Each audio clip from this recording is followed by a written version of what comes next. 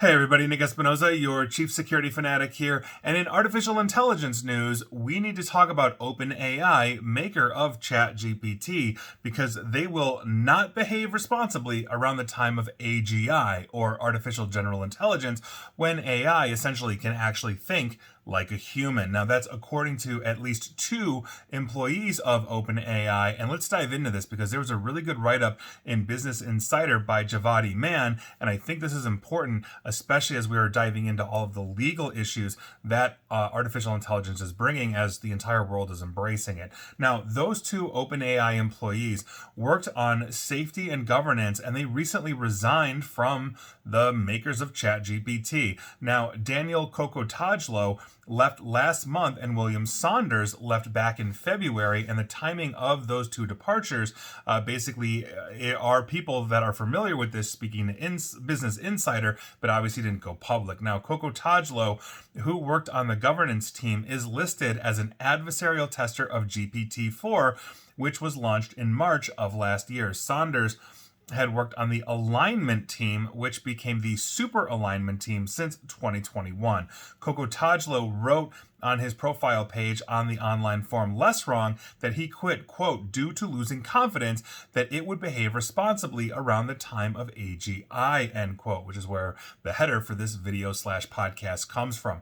Now, in a separate post back in April, he partially explained one of the reasons why he decided to leave. He also weighed in on the discussion about pausing AGI development. So Kokotajlo wrote, and I quote, I think most people pushing for a pause are trying to push against a selective pause, and for an actual pause that would apply to the big labs who are at the forefront of progress. He also added, and I quote again, the current Overton window seems unfortunately centered around some combination of evals and mitigations that is at, in my opinion, high risk of regulatory capture, i.e. resulting in a selective pause that doesn't apply to the big corporations that most need to pause. My disillusionment about this is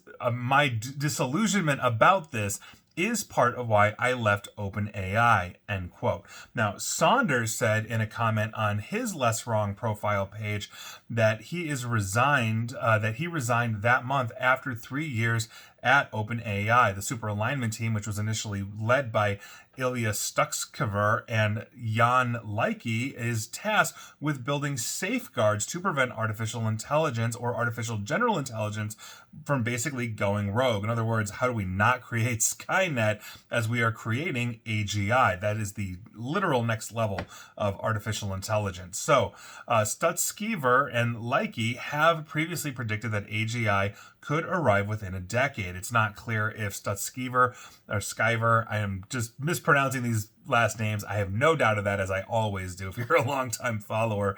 So anyway, it's not clear if this is if Stuxkever is still at OpenAI following his participation in the brief ousting of Sam Altman as CEO last year. If you remember that, Altman essentially was ousted, and then the employees staged a revolt, and they had to bring him back something like 3 days later or something like that. Now, Saunders was also a manager of the intrafertility team. I cannot speak today. I swear to God. Basically, this is the group that researches how to make AGI safe and examines how and why models behave that they do. He's co-authored several papers on AI, so this is quite a heady group.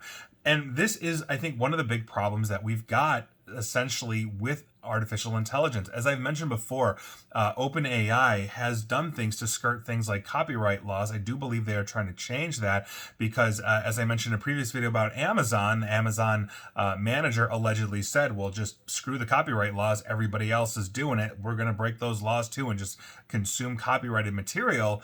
These companies are playing very fast and loose. And if we've learned anything from the social media era, from the Facebook's, move fast and break things, what they're breaking tends to be society.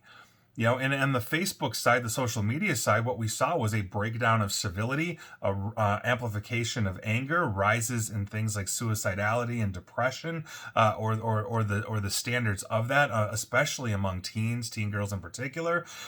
It hasn't been good.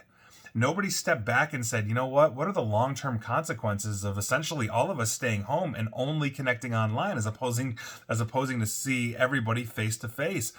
Kids' interactions are down something like 80% among their friends outside of school. They're just not seeing them in the way that younger generations, including my own, or older generations, including my own, basically did. We'd go outside, nobody knew where we were until it was time to come home. So these are things that we have to talk about. And in that backdrop, we have artificial intelligence moving as fast as it can, consuming resources, and understanding that it's consuming resources for the internet, it's consuming resources of human creativity, it's consuming resources in things like energy across the globe. So this is a huge issue that I think we're going to have to deal with longitudinally. And if nobody is taking that selective pause to say, hey, wait a second, what are the consequences of this?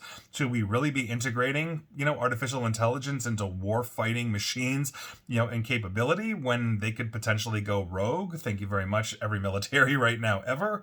So these are problems that we're going to have to face lest we do even more damage to society that the social media era has caused, and we're continuing to still see those effects. So I'll leave it at that. This is a huge issue. I don't think it's going anywhere, but we need to fix this and we need to address this, and we do need to have some kind of guardrails. The only problem is, as we all know, is that not everybody or every company or even every country is going to agree universally to that, because quite frankly, the thought of weaponizing artificial intelligence is just way too great for a lot of these countries, and here we are. So best of luck to us all. I don't know if we can fix this one, but I'm really hoping that they will be responsible. Although, quite frankly, I do believe I agree with the two former employees. And please like, share, follow me here on Facebook and Twitter at NickAESP. And feel free to join me on YouTube for the end of civilization at some point. And as always, stay safe, stay online, and please, time to stay private. Thanks, everybody.